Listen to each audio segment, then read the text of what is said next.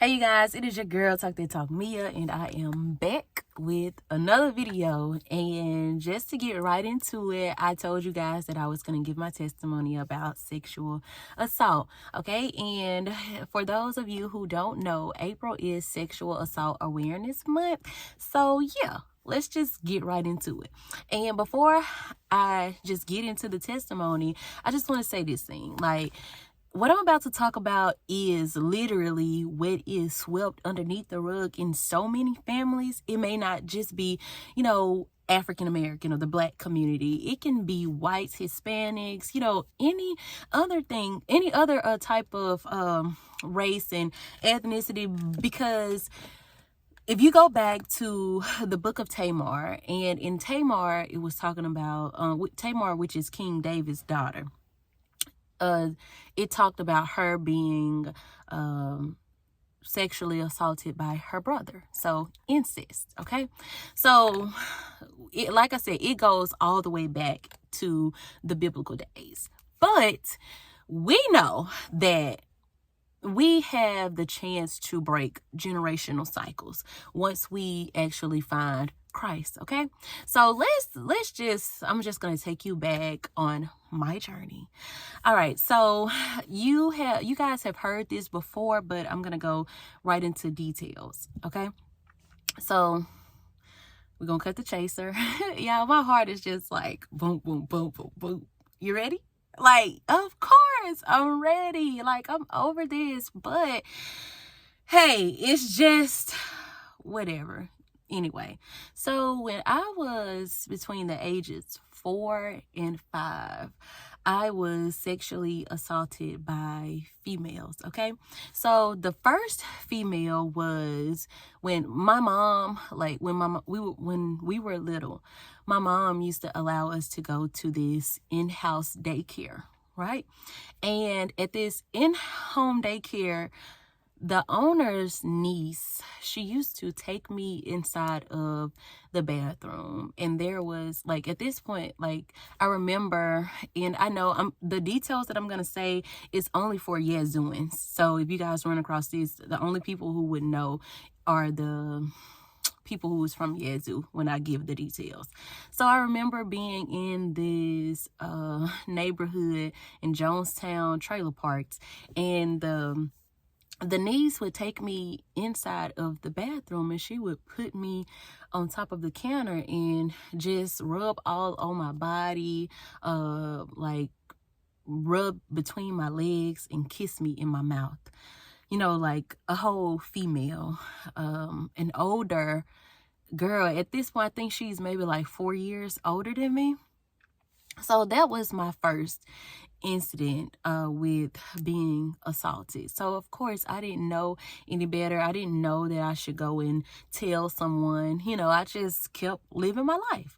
So the next encounter that I had was we lived in Magnolia,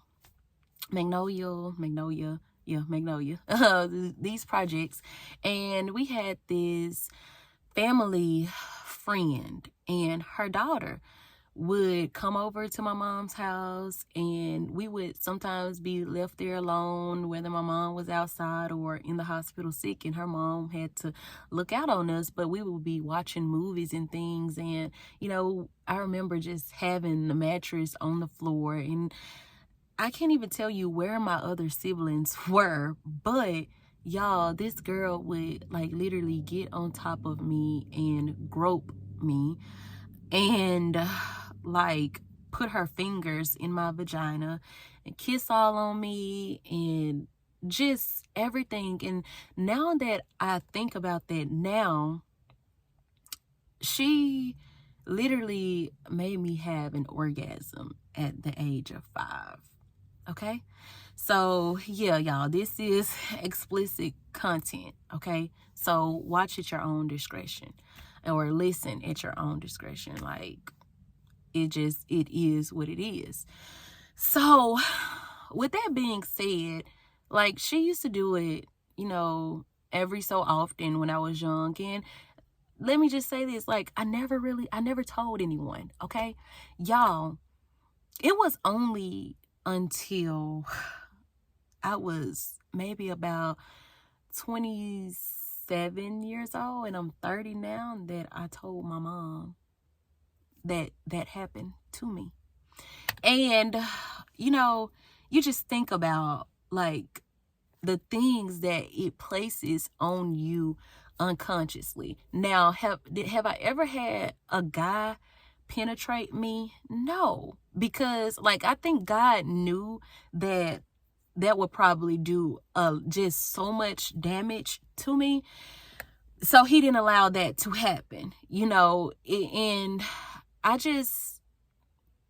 don't know what to say about that, because like I said, I can't tell you about like men doing it, but with women, I would say this, like, it introduced me to a spirit, you guys, and a spirit of homosexuality, a spirit of perversion, you know, an unclean spirit. And in turns, once I went to college, I ended up like having my first female girlfriend. Like, well, of course she's a girlfriend, but if she's a female, but I like started dating a female. So with this, I'm like, I'm trying to see like, where did this attraction come into play at? And so like, I literally, because I used to pray it off, I'm like, God, like, I'm not gay, I like guys, like, you know, I want that, not that. I want a husband, I want children, you know. And I was just, you know, just saying all of these things to God. And I used to just pray for the girl that I was talking to. Yeah, weird much. But anyway, in my adult years, I literally started analyzing things. And when analyzing it and going through my therapy and having these talks with ordained people who were on my path, you know, it just made me break down a lot of my life. And I found out that, okay, why I wanted to know, why was I attracted to this girl? So here's the thing, the correlation. Like, the girl, she was a softball player at my college. And then, but my abuser also was an athlete. She also played sports. She also played softball. She played basketball. You know what I'm saying? So there was the connection there. And, you know, and I would wonder like why my private parts, you know, just was going all crazy when I saw this person. I'm like, no, this ain't right. So like I said, I broke down, you know, why was I attracted to this person, y'all. And oddly, I'm pausing because it's just like, oddly, I get to the bottom of this, and I know, like, hold on, I'm gonna give y'all some light. Okay, but I noticed that, you know, like I said, there were some similarities. Like, it was a familiar spirit, you guys. And so I just think about it like, oh my God, how many other people are there out there like that were like me? Like, especially when it comes to women being homosexual or bisexual. I just think like, what happened to them? Like, where did things go wrong? Who abused them? You know what I'm saying? Because I just don't feel like it just happens, you know. But with that being said, like, I started to, you know, go to therapy and heal. And in that, I found out like I was like unconsciously covering my entire body, unconsciously having like just shame, like walking in the room thinking, you know, why are people staring at me? Why, you know, like just feeling like I didn't belong, like always just walking in just into places like this, and but trying to be confident, trying to, you know, gain my, you know, innocence back unconsciously, y'all.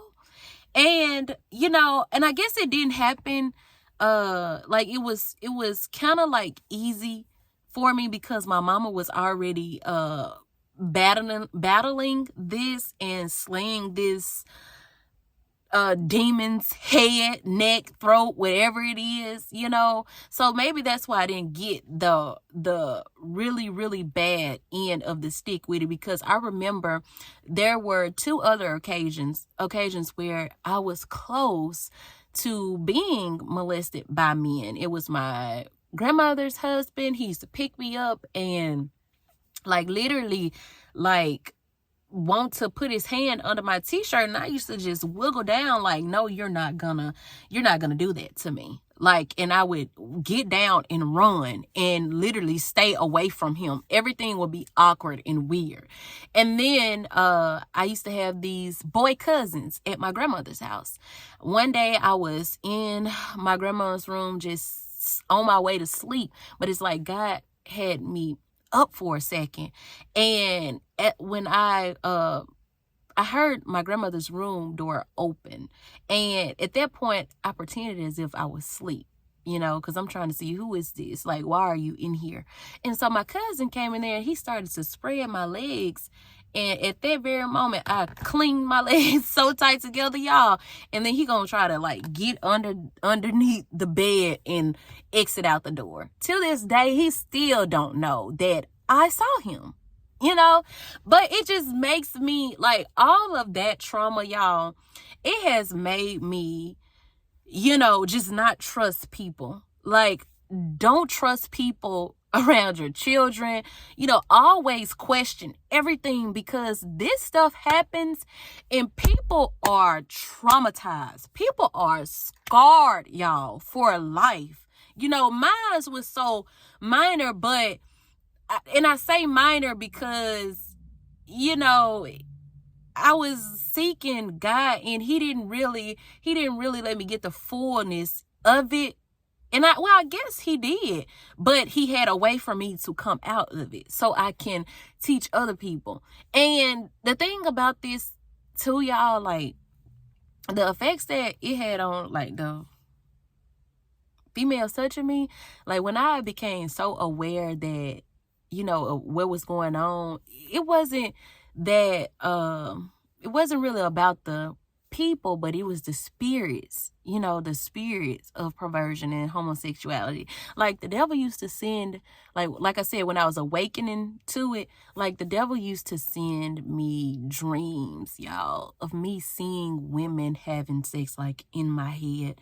And I'm like, no, you cannot get me into this. Like, no. And it's like like females that I would be around, like, it's like, no, like they never tried anything. And because I wasn't open, I wasn't open to, you know, just dating a female, but it's like that spirit was familiar.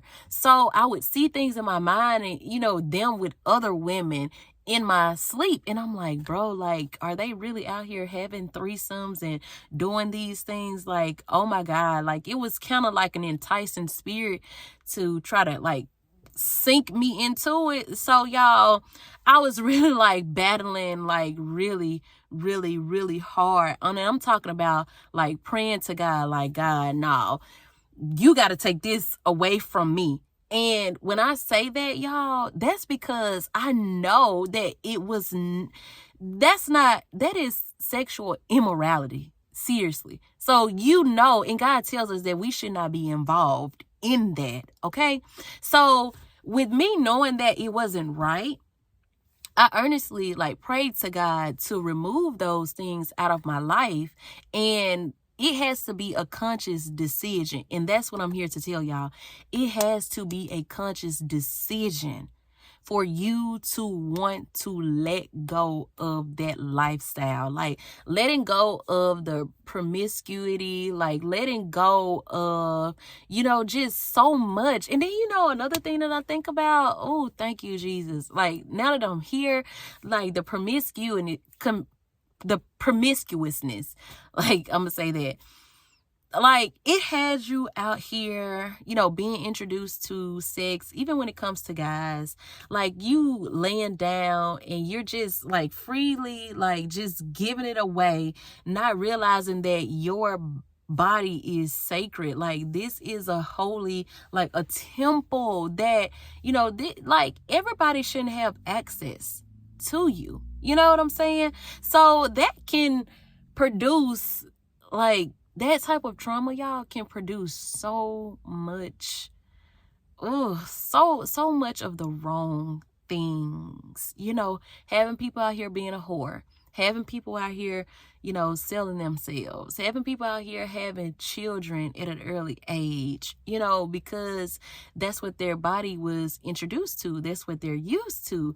But, you know, I can't really speak about them. I'm just here to talk about my segment. And I know what, like I said, what it did for me and to me. But I also know that, you know, that is a spirit operating behind these people.